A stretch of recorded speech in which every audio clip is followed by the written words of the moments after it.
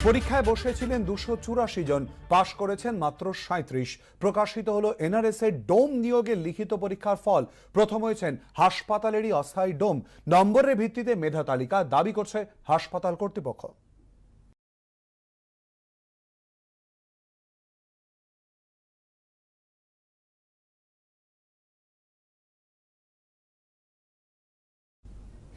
নজর রাখছি পরের খবরের দিকে। করোনার দ্বিতীয় ঢেউয়ে ধাক্কায় বেসামাল হয়ে গিয়েছিল দেশ। সবে যখন সংক্রমণ কিছুটা কমছে তখনই উদ্বেগ বাড়াচ্ছে থার্ড ওয়েভের আশঙ্কা। কিন্তু কোথায় সচেতনতা? রাস্তাঘাট, দোকান, বাজার, অনেকের মুখেই নেই মাস্ক। শিখে উঠেছে করোনা বিধি।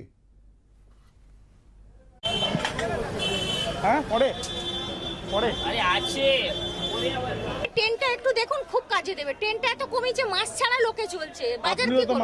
হ্যাঁ, পরে নেই তো, আমি ইচ্ছা করে করলাম এটা।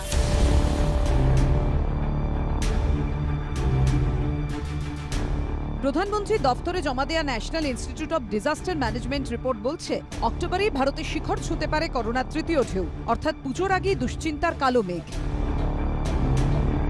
অথচ এখনো অসতর্কতার সেই ছবি। অক্টোবরেই শীর্ষে পৌঁছতে পারে করোনার তৃতীয় ঢেউ, এমনই মত বিশেষজ্ঞদের। আমরা দাঁড়িয়ে আছি কলকাতা শহরের অত্যন্ত গুরুত্বপূর্ণ একটি বাজার, মানিকতলা বাজারে। সেখানে যারা বিক্রেতা বা ক্রেতা, তাদের মধ্যে অনেকেই রয়েছেন যারা নিয়ম আর সেইভাবে মানছেন না, সেই ছবিটাই দেখা যাচ্ছে। একই ছবি বেলেঘাটা সরকার বাজারেও। যিনি বিক্রেতা তার মুখেও মাস্ক নেই, ক্রেতার মুখও মাস্ক বিহীন। মাস্ক আছে, কাছেই আছে, দরকার পড়লে তখন পরে, তাই তো? বেশিক্ষণ থাকতে পারি না, ভিজে গেছে মা। আছে আছে, পকেটে আছে। হ্যাঁ, পকেটে আছে। আচ্ছা, লসুন দিয়ে দাও। মানে পকেটে আছে মানে কি এখন কি বাজার করছেন বলে পড়া হয়নি নাকি? হ্যাঁ হ্যাঁ, হ্যাঁ। মধ্য কলকাতার কলেজ স্ট্রিট বাজারেও দেখা গেল একই ছবি। শুধু কি বাজার, রাস্তাঘাট, বাস স্ট্যান্ডেরও একই ছবি। বাস স্ট্যান্ডে পাশাপাশি সিটে বসে যাত্রীরা, অথচ কারো মুখেই নেই মাস্ক।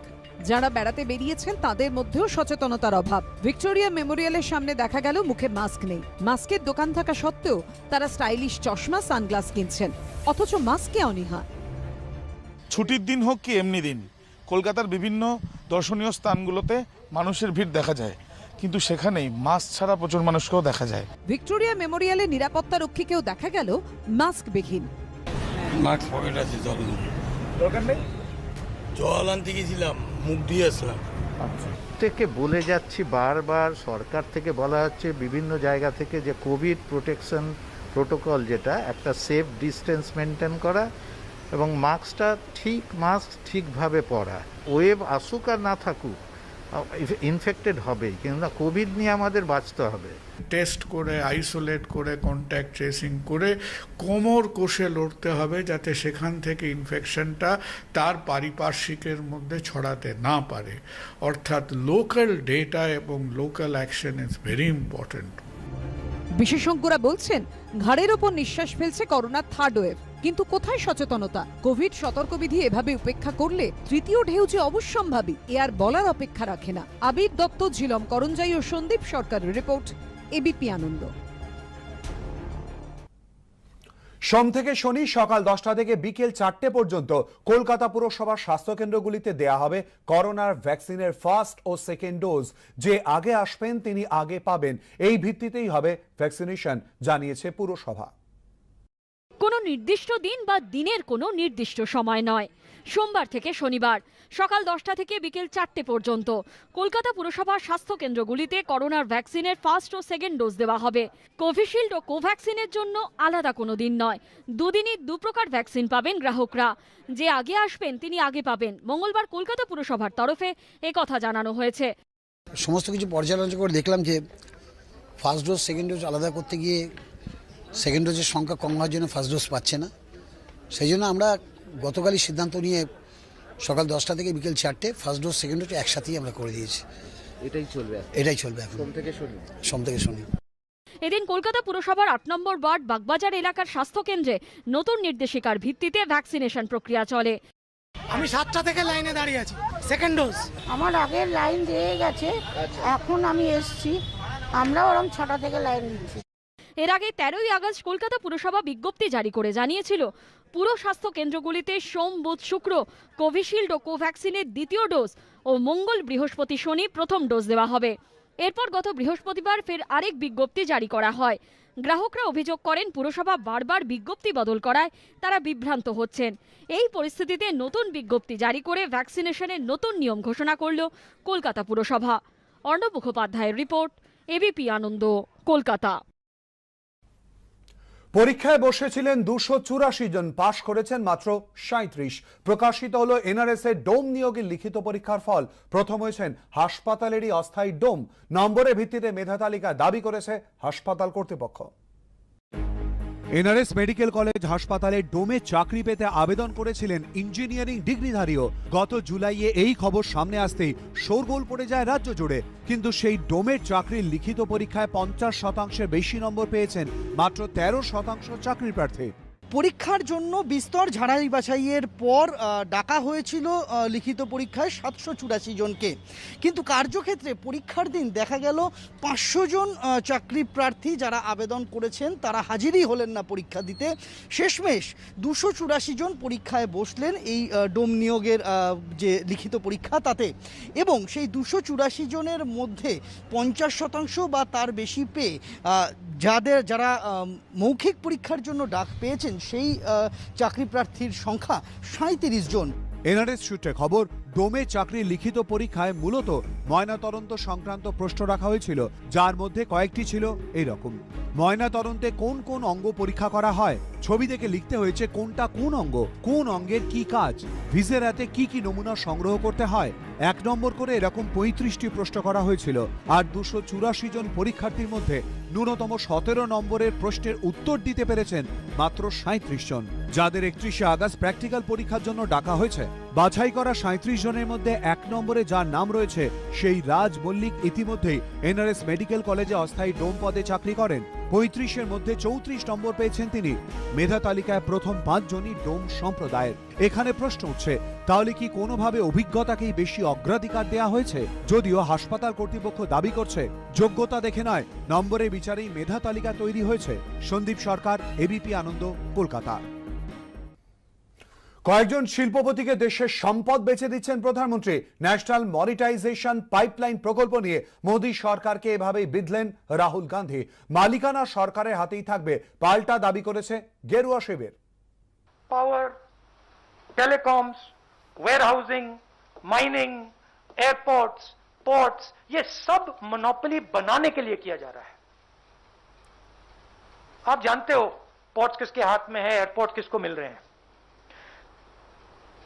तो हम कहते हैं प्राइवेटाइज कीजिए, मगर देश को नुकसान मत पहुंचाइए। जैसे ही ये मोनोपोलीज बनती जाएंगी वैसे ही उतनी ही रेट से आपको रोजगार मिलना बंद हो जाएगा। मोनेटाइजेशन की प्रक्रिया में सरकार की ओनरशिप को मेंटेन करने के साथ साथ ये भी चिन्हित किया गया कि सभी राज्य अपने नोडल ऑफिसर्स इस पूरी प्रक्रिया के लिए घोषित करेंगे। क्या राहुल गांधी का ये मानना है कि वो राज्य की सरकारें भी जो इस प्रकार का मोनेटाइजेशन कांग्रेस के नेतृत्व में कर रही हैं, वो सब अपने राज्यों को बेचने का काम कर रहे हैं? অ্যাসেট মনিটাইজেশন পাইপলাইন প্রকল্প নিয়ে সমালোচনা তৃণমূলে। সংসদে আলোচনা ছাড়া কি করে ঘোষণা করেন নীতি আয়োগ, প্রশ্ন তৃণমূলে।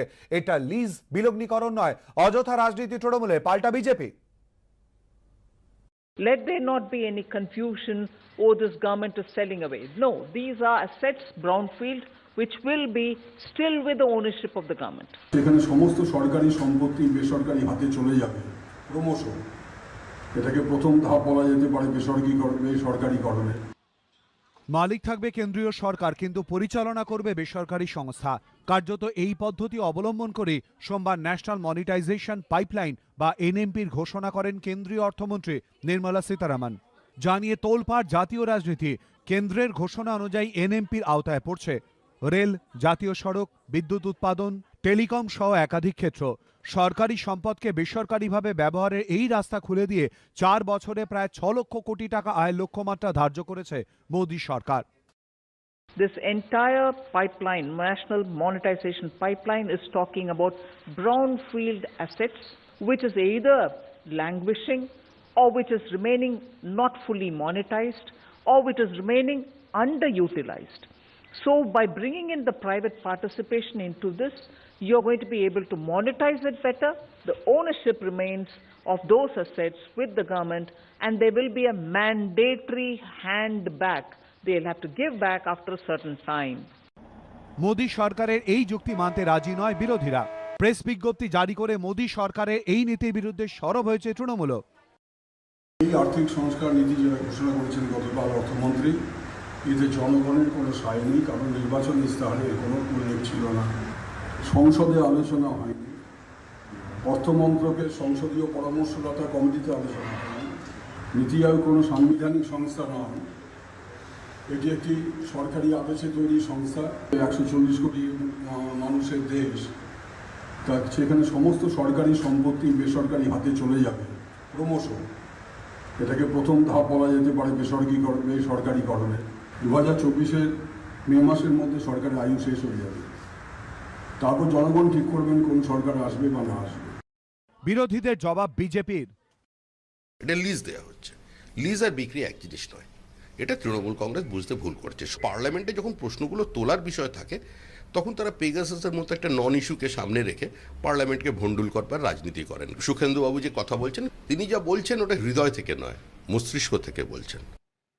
3 বছর পর 2024-এর লোকসভা ভোট। এখন দেখার মোদী সরকারের নতুন সিদ্ধান্ত কি সাধারণ মানুষের কোনো উপকারে আসে, নাকি তা নিয়ে রাজনীতি আরো জোরালো হয়। আশাবুল হোসেন ও কৃষ্ণেন্দু অধিকারী, এবিপি আনন্দ। 20 বছরের মধ্যেই প্রথম গ্রেফতার হলেন কোন কেন্দ্রীয় মন্ত্রী। মহারাষ্ট্রের মুখ্যমন্ত্রী উদ্ধব ঠাকরেকে চড় মারার কথা বলে গ্রেফতার হলেন কেন্দ্রীয় মন্ত্রী নারায়ণ রানে, জানিয়ে মহারাষ্ট্র সরকারকে তীব্র আক্রমণ করেছে বিজেপি।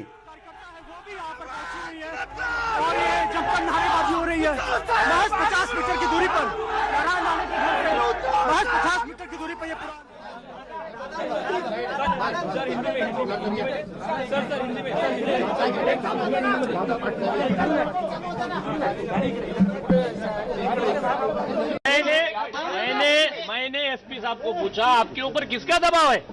अरे कायदे का राज्य है, 5 मिनट में मुझे अटक करने को बोला है, 5 मिनट में मुझे। अरे आपको अटक करना ठीक है, लेकिन उसका कागज तो दिखाओ, अटक वारंट तो दिखाओ। अभी हमने उनको जो पेपर दिए हैं उसमें कोर्ट के इसमें भी लिखा है कि protocol, you have to maintain the protocol. अगर आप अटक वारंट दिखाते थे है तो हम सब कार्यकर्ता आपके गाड़ी में बैठ के पुलिस स्टेशन आने को तैयार है। ये कायदे का राज है सर।